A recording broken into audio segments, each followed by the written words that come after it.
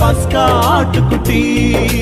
வாதை எங்கள் கூடாரத்தை என்றும் அணுகாது.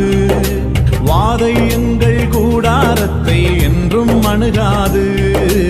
என்றும் அணுகாது. இல்லை இல்லை இல்லை, என் வாசலை அடைப்பவன் இல்லை. இல்லை இல்லை இல்லை, என்னை எதிர்ப்பவன் பூமியில் இல்லை. இல்லை இல்லை இல்லை,